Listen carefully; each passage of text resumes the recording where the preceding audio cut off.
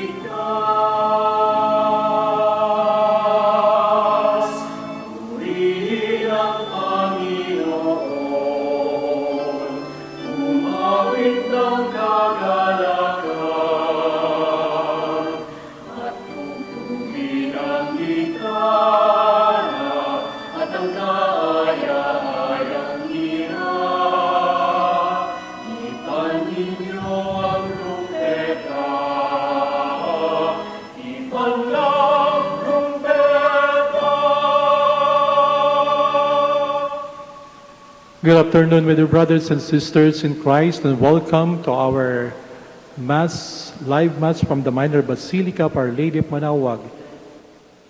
Let us begin our celebration in the name of the Father, and of the Son, and of the Holy Spirit. Amen. The grace of our Lord Jesus Christ and the love of God and the communion of the Holy Spirit be with you all. And with your spirit. Today we celebrate the Good Shepherd Sunday. My dear brothers and sisters, let us acknowledge our sins and so prepare ourselves to celebrate the sacred mysteries. You were sent to heal the contrite of heart. Lord, have mercy. Lord, have mercy. You came to call sinners. Christ, have mercy. Christ, have mercy. You are seated at the right hand of the Father to intercede for us. Lord, have mercy. Lord, have mercy. May Almighty God have mercy on us, forgive us our sins, and bring us to everlasting life. Amen. Glory to God in the highest.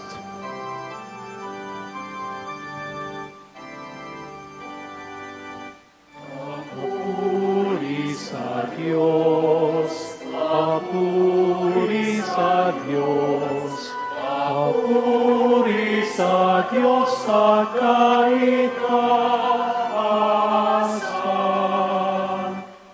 At sa lupa'y kapayapaan, at sa lupa'y kapayapaan, sa mga taong kinalulugdan niya.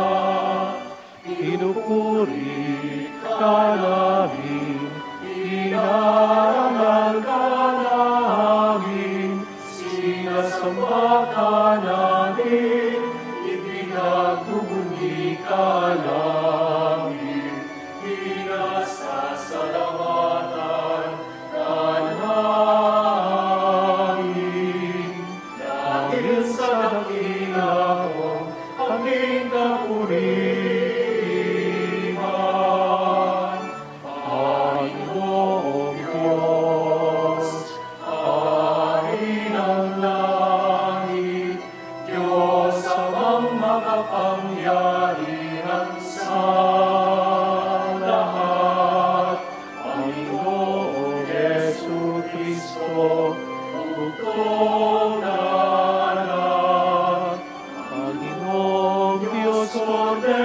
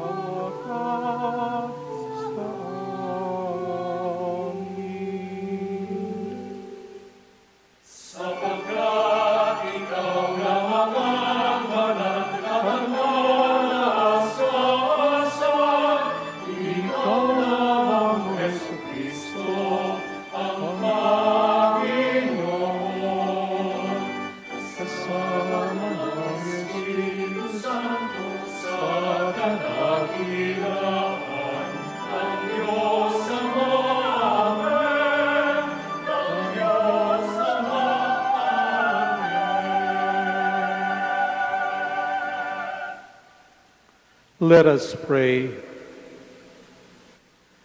Almighty ever-living God, lead us to a share in the joys of heaven, so that the humble flock may reach where the brave shepherd has gone before, who lives and reigns with you in the unity of the Holy Spirit, one God, forever and ever. Amen. A reading from the Acts of the Apostles. Then Peter stood up with the 11, raised his voice and proclaimed, "Let the whole house of Israel know for certain that God has made both Lord and Christ, this Jesus whom you crucified." Now when they heard this, they were cut to the heart, and they asked Peter and the other apostles, "What are we to do, my brothers?" Peter said to them, "Repent and be baptized, every one of you, in the name of Jesus Christ for the forgiveness of your sins, and you will receive the gift of the Holy Spirit.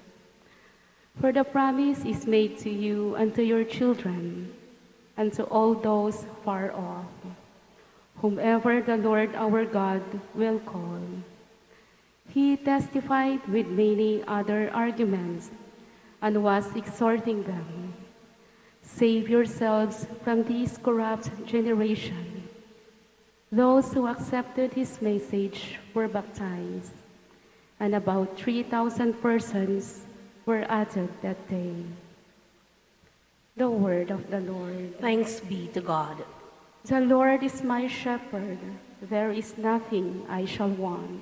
The Lord is my shepherd. There is nothing I shall want. The Lord is my shepherd, I shall not want. In verdant pastures he gives me repose. Beside restful waters he leads me. He refreshes my soul. The Lord is my shepherd. There is nothing I shall want. He guides me in right paths for his name's sake.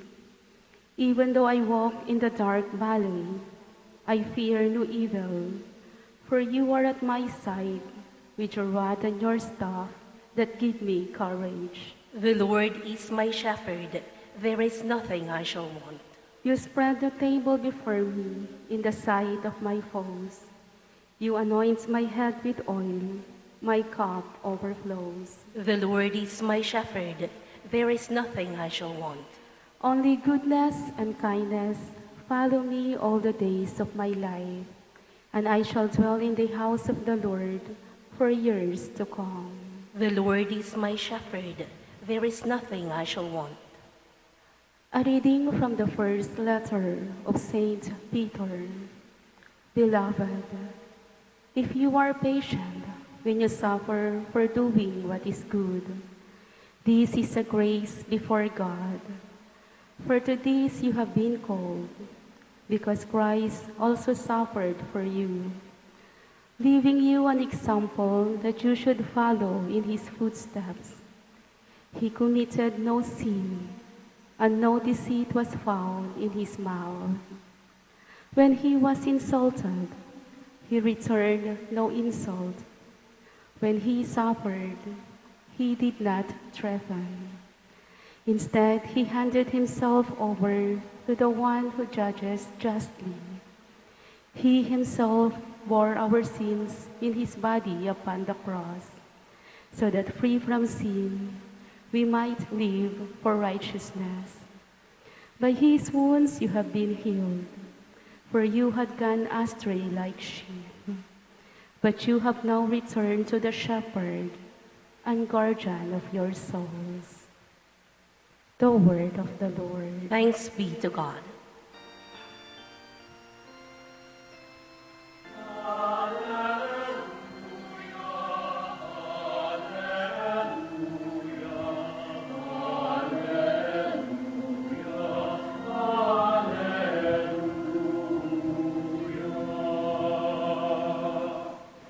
I am the good shepherd, says the Lord. I know my sheep, and mine know me.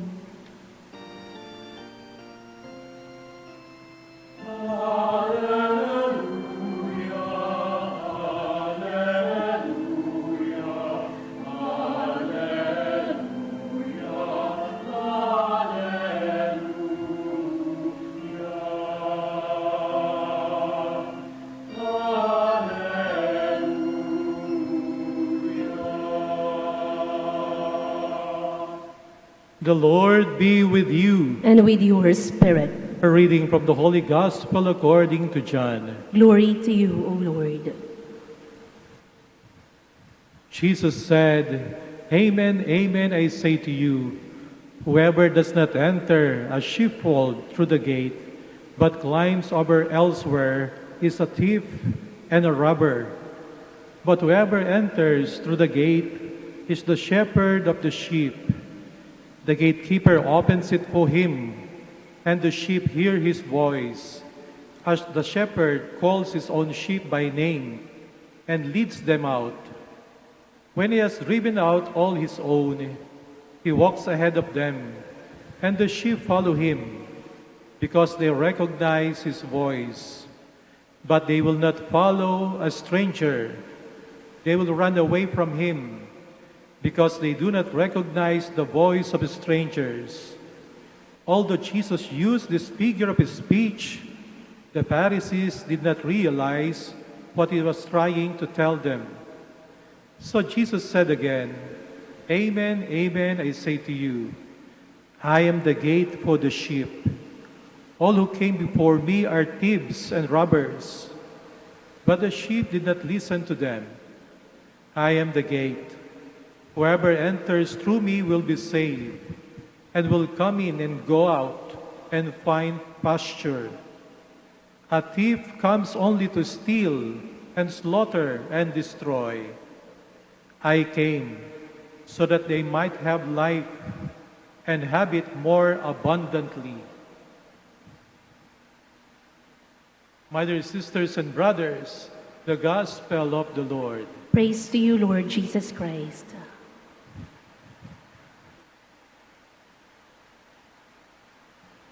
Sa kamay ng ating Panginoong Kristo, merong pong kapanatagan ang ating kalooban.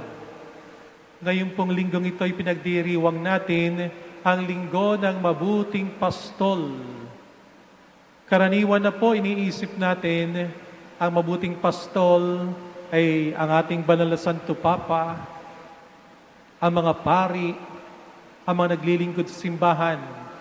But by virtue of our baptism, tayo rin po mga Kristiyano ay pwedeng ituring na mabuting pastol. Sapagkat katulad ni Jesus na ating gabay, katulad ng Papa, mga obispo at mga pari na gumagabay sa ating pananampalataya, kayo rin naman po ay gumagabay sa mga taong nasasakupan ninyo. Ang magulang gumagabay sa kanilang mga anak. Ang barangay captain sa kanyang barangay, ang local government officials sa kanyang bayan. Sa gobyerno, meron tayong mga secretaries, meron tayong mga pinuno. Sa mga companies, meron tayong mga boss. Sila'y mga gabay sapagkat meron silang position of leadership. So kung kayo'y isang pinuno, kayo po'y may tuturing na isang pastol. Ang ating Panginoong Kristo bilang isang pastol, tayo po'y dinadala sa Kanyang Ama. Sa panahon ngayon, papanood ko po social media, ang ating mga kababayan at kahit kami, merong pina-follow, merong sinusundan, maaring sa YouTube, Facebook, sa blog, merong mga sinusundan, mga followers. Ang tawag nga po ngayon dyan ay mga idols, no? Idol ang tawag natin doon sa mga taong maaring nagiging modelo ng ating buhay. Yung may hilig sa musika, mga awit na sikat, sinusundan nila. May hilig sa drama, action, maaring mga artista. Iba't iba. Yung mga tao naman na mahilig sa business, mga businessman, no? Ang kanilang sinusundan sa kanilang social media account. Ito bang ating mga sinusundan ay katulad ni Jesus na kapagbibigay sa atin ng kapanatagan sa ating puso, sa ating kalooban, na kapagbibigay ng kapayapaan maaari o kasiyahan sa ating buhay.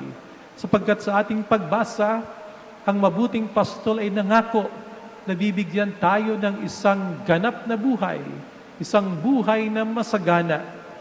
Ano tong ganap na buhay nito? Paano ito nararanasan sa makabagong panahon? Anong katangian na pwede nating tingnan sa mabuting pastol? Una pong katangian na gusto ko sa mabuting pastol, ang mabuting pastol po ay marunong mangalaga sa kanyang nasasakupan. Inaalam niya ang kalagayan ng kanyang mga tupa. Ito po isang bagay na literal sa Biblia noong unang panahon, sapagkat may dalawang klase ng tirahan yung mga tupa pagdating sa gabi. Yung mga nakarating doon sa community sheepfold, yung tirahan na yun may bakod at merong pintuan. Pero yung mga hindi nakauwi, binabalikan ng pastol doon sa bukid o sa burol at merong isang sheepfold na kung saan walang pintuan. Napapaligiran lamang ng bakod. At dahil wala itong pintuan, yung pastol mismo ang nanduroon sa pintuan, doon matutulog hanggang kinabukasan para hindi makalabas yung mga tupang nasa loob. At yung mga papasok naman ay siguradong daraan sa kanya, siya ang pintuan. At sa pagpasok o paglabas ng bawat tupa, tinitingnan ng pastol kung siya'y may sugat, kung ano nangyari sa kanya sa maghapon, kung anong kanyang pangangailangan, kung siya ba'y tumataba o pumapayat. Alaala ko yung isang meme, no? Sa bahay, yung parents ang sabi, yung mga anak ko, sa aming tahanan sa loob ng bahay, nirequire ko yung aking mga anak na magsuot na rin ng face mask sapagkat napansin ko na sila'y tumataba na, kain ng kain. Kung sila'y naka-face mask, baka may iwasan ng pagkain. Chine-check ng magulang, tinitingnan, no? Yung kalagayan ng kanyang mga anak, siya'y isang mabuting pastol. Ganyan din po marahil ang hinahanap natin na katangian sa bawat taong nangangalaga o namumuno sa atin. Tinitingnan kung ano ang nangyayari sa ating buhay. Tumataba ba tayo? Pumapayat ba tayo? May sugat ba tayo? Masaya ba tayo? Nalulungkot ba tayo? Feeling abandon ba tayo? At nanduroon lagi ang mabuting pastol. Pangalawa, ang mabuting pastol po ay sinisigurado na ligtas yung kanyang pastulan. Ligtas sa kaaway, handang magtanggol, bigyan ng proteksyon yung kanyang nasasakupan. Ganyan ang ating Panginoong Kristo. Pero makikita natin sa ating Panginoon kung paano niya niligtas ang kanyang mga tupa. Nung sila'y nagugutom, pinakain niya, sabi niya sa mga alagad, kayo ang magbigay ng mga kain sa kanila. Nung nakita niya kanyang mga tupa na may sakit, pinagaling niya. Yung mga di makakita, nakakita. Mga di makalakad, nakalakad. Mga bingi, nakarinig. Ang pastol, sinisiguradong malalayo sa panganib, no? Ang kanyang tupa at ibig dalhin sa ganap na buhay. Yung maranasan ng buhay na masaya. Yung maaring hindi mayaman, pero makahulugang buhay. Ang pastol, higit sa lahat, merong puso sa kanyang tupa. Ito po sa aking palagay, ang isa sa napakahalagang katangian ng isang pastol, may puso sa kanyang nasasakupan. Sinasabi yung puso ay hindi isang technique, kung hindi isang lifestyle. An option for the poor, pagkiling, lalo na doon sa mga mahihirap. Maaari ang isang pastol ay mataas ang pag-aralan. Ang isang boss, maraming degrees, may masteral, mayroong doctorate degree. Pero kung wala ang kanyang puso doon sa kanyang nasasakupan, iba po yun. Iba ang kalalabasan. Maaari ang namumuno sa atin ay mayaman, sikat, makapangyarihan. Pero kung wala po ang kanyang puso dun sa kanyang pinamumunuan at ang kanyang puso ay nandoon sa kanyang kayamanan, yun ang kanyang concern. Ang kanyang puso ay nandoon sa kanyang kasikatan. Ang kanyang puso ay nandoon sa kanyang kapangyarihan. Medyo mahirap po yun. May hirapan po ang kawan, hindi tunay na pastol. Ang aking pong bukasyon bilang isang pari, pwede ko pong sabihin na hinubog ng isang mabuting pastol sa makabagong panahon. Meron po akong nakilalang isang pari doon sa aming lugar. Tawag ng mga tao ay saintly priest, banal na pari. Si Father Anthony Leo Hopsti, namatay na po siya. Siya po'y na-assign sa Tala Leprosarium, sa isang hospital na kung saan dinadala mga taong may ketong, tawag na Hansen's disease. Ginagawa po niya araw-araw. Pupunta siya sa hospital mula sa simbahan at sinusubuan ng ostya ang bawat may sakit. At kapag nung panahon pong yun, merong mga may sakit na walang kamag-anak, abandonado, pag namatay walang maglilibing, tandang-tanda ng mga tao na si Father Hofsti mag-isa, kasama lamang yung tagabuhat ng patay, dinadala sa sementeryo yung patay, inililibing, umulan mat bumagyo, kikita siya ng mga tao na naglalakad.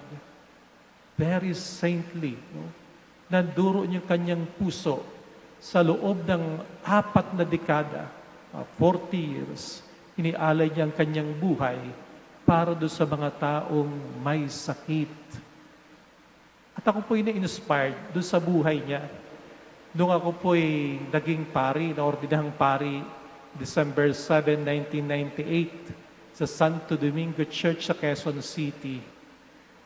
Bilang parangal ko kay Father Hopsti, doon ako po'y magpapasalamat na.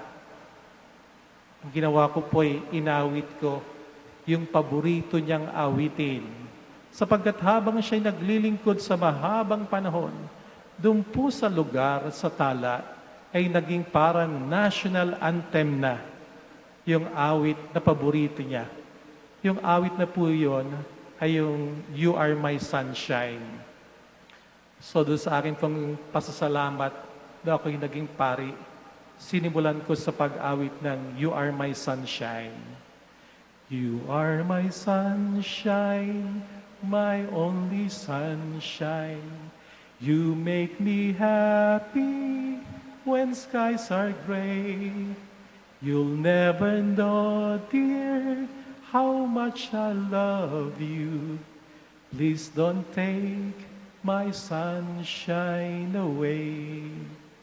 Naisip ko po, kung isang pastol ay pwede niyang awitin ang You Are My Sunshine sa kanyang nasasakupan, nanduroon ang kanyang puso. Makakadama ka ng kapanatagan sapagkat yung taong iyon ay tunay na naglilingkod. Imagine niyo po, kung sasabihin ng iyong magulang sa kanyang anak, You are my sunshine. Kung sasabihin ng bawat namumuno, You are my sunshine. Katulad ng paring ito, katulad ng ating Panginoong Jesucristo, panatag ang ating puso. Alam natin, nasa mabuti tayong kamay ng isang mabuting pastol. Hinihiling po namin na ipanalangin natin ang isa't isa sapagkat tayong lahat ay pastol sa mga taong nasasakupan natin. Higit sa lahat, nihiling ko pong ipanalangin niyo kami bilang mga pari na kami po'y maging mabuting pastol katulad po ng ating Panginoong Jesucristo.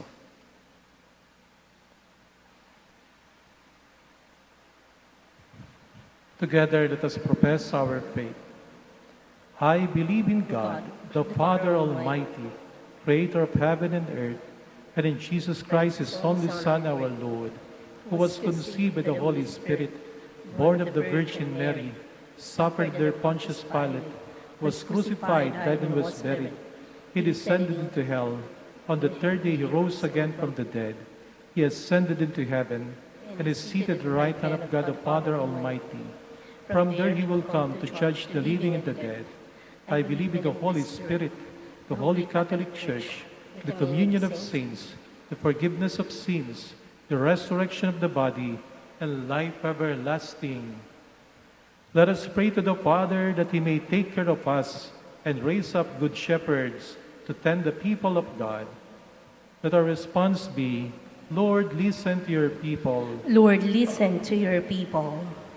May our Holy Father Francis and church leaders continue to be true shepherds, leading their flocks to good pastures. We pray. Lord, listen to your people. Like Jesus, the Good Shepherd, who loved and died for his people, may our political and civil leaders govern in such a way that our time, marked by many signs of violence and death, may see the establishment of peace and a culture of life. We pray. Lord, listen to your people. May young people, following the good examples of their elders, take their place in society with a sense of responsibility, service, and respect for the dignity of each person. We pray. Lord, listen to your people. Today, World Day of Prayer for Vocations, we pray that there be more young men and women who respond to God's call to the priesthood and consecrated life and give themselves totally to the cause of the kingdom. We pray. Lord, listen to your people. May those who were sick and at the moment of death receive the comfort of the Lord, so that they may not fear but hold on to the Good Shepherd who died to give life to all of us. We pray. Lord, listen to your people. Let us pray for the urgent concerns of our community and our personal intentions.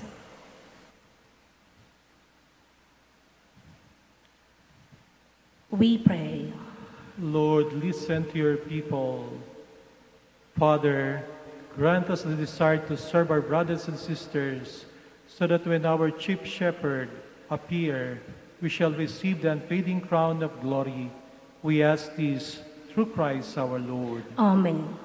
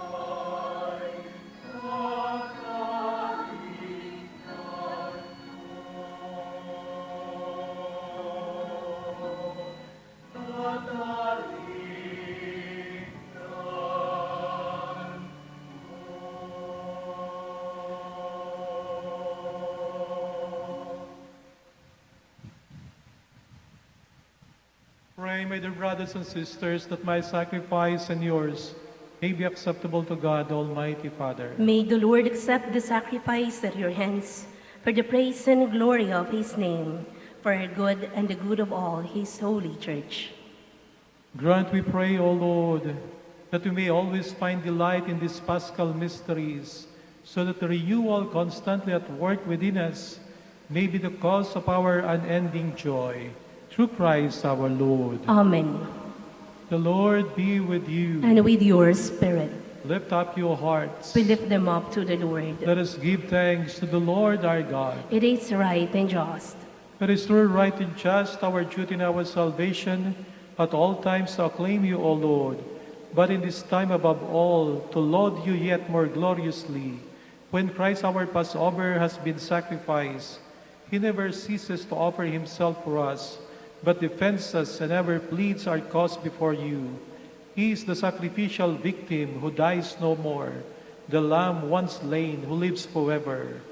Therefore, overcome with paschal joy, every land, every people exult in your praise, and even the heavenly powers with the angelic host sing together the unending hymn of your glory as they acclaim.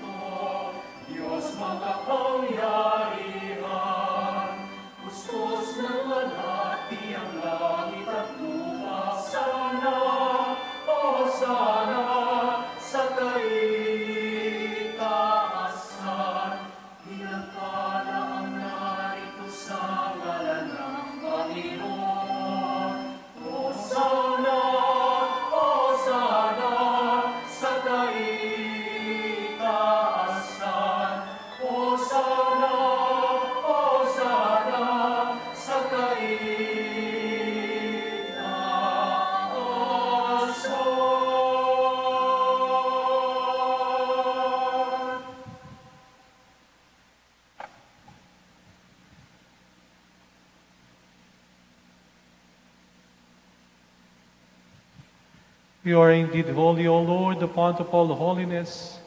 Make holy, therefore, these gifts of prayer, by sending down your Spirit upon them like the dewfall, so that they may become for us the body and blood of our Lord Jesus Christ.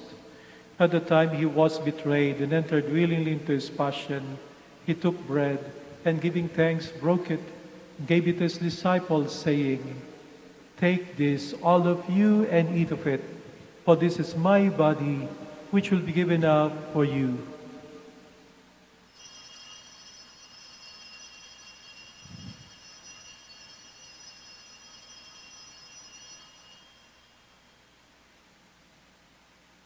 In a similar way, when supper was ended, he took the chalice, and once more giving thanks, he gave it to his disciples, saying, "Take this, all of you, and drink from it, for this is the chalice of my blood, the blood of the new eternal covenant, which will be poured out for you and for many for the forgiveness of sins. Do this in memory of me."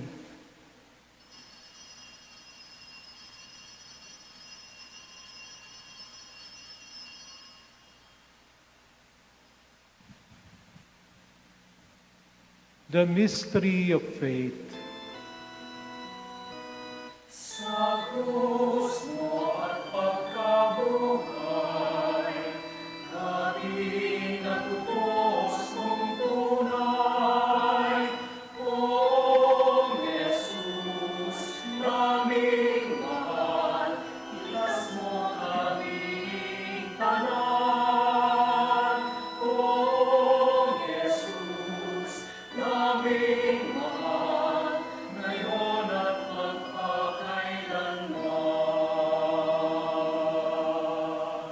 Therefore, as we celebrate the memorial of his death and resurrection, we offer you, Lord, the bread of life, the chalice of salvation, giving thanks that you have held us worthy to be in your presence and minister to you. Humbly we pray that partaking of the body and blood of Christ, we may be gathered into one by the Holy Spirit. Remember, Lord, your church spread throughout the world, and bring her to the fullness of charity, together with Francis our Pope, and Socrates our Bishop, Fidelis his assistant bishop, and all the clergy. Remember also our brothers and sisters who have fallen asleep in the hope of the resurrection, and all who have died in your mercy. Welcome them into the light of your face. Have mercy on us all, we pray, that with the Blessed Virgin Mary, Mother of God, with blessed Joseph, her chaste spouse, with the blessed apostles and all the saints who have pleased you throughout the ages, we may merit to be co-heirs to eternal life, and may praise and glorify you through your Son, Jesus Christ. Through him and with him and in him, O God, Almighty Father, in the unity of the Holy Spirit, all glory and honor is yours, forever and ever. Amen. Let us pray with confidence to the Father in the words our Lord Jesus Christ taught us.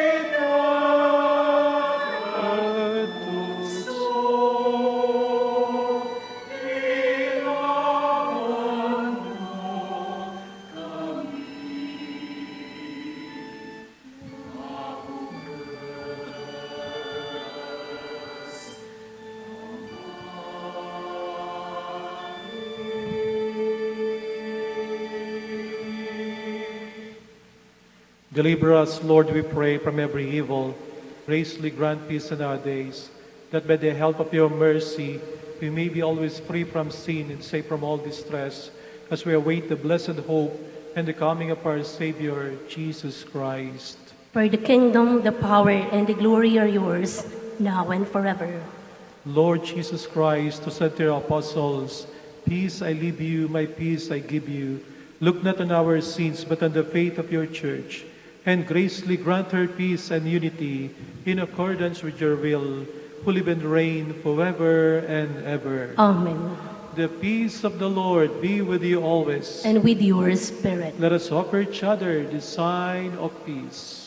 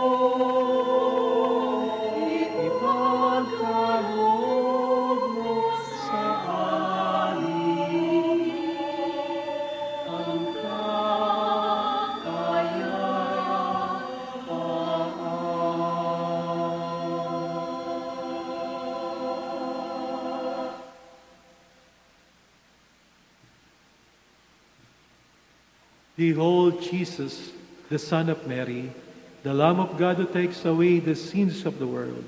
Happy are those who are called to his supper.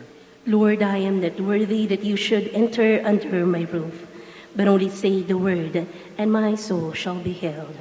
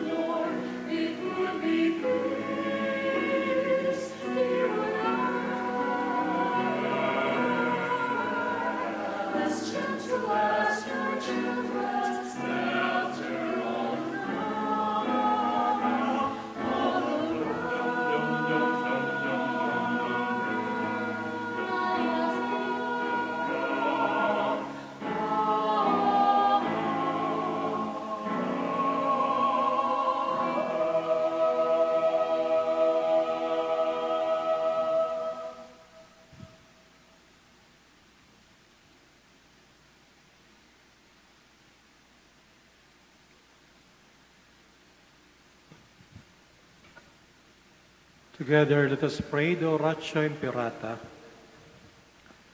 God our Father, we come to you in our need to ask your protection against the COVID-19 that has claimed lives and has affected many.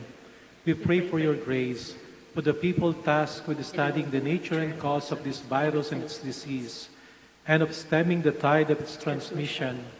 Guide the hands and minds of medical experts that they may minister to the sick with competence and compassion, and of those governments and private agencies that must find cure and solution to this epidemic. We pray for those afflicted. May they be restored to health soon. Grant us the grace to work for the good of all and to help those in need. Grant this through our Lord Jesus Christ, your Son, who lives and reigns with you in the unity of the Holy Spirit, God forever and ever. Amen. Mary, help of all Christians. Pray for us. Saint Raphael the Archangel. Pray for us. Saint Roch. Pray for us. Saint Lorenzo Ruiz. Pray for us. Saint Pedro Calungsod. Pray for us. Let us pray.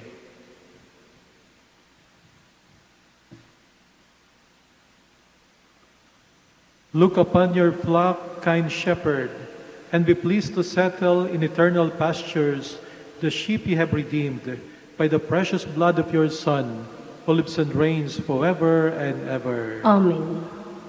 The Lord be with you. And with your spirit. And may Almighty God bless you all, the Father, and the Son, and the Holy Spirit. Amen. Our Mass is ended. Go in peace. Alleluia, alleluia. Thanks be to God. Alleluia, alleluia. Maraming pong salamat sa inyong pakikisa sa ating banal na Santa Misa.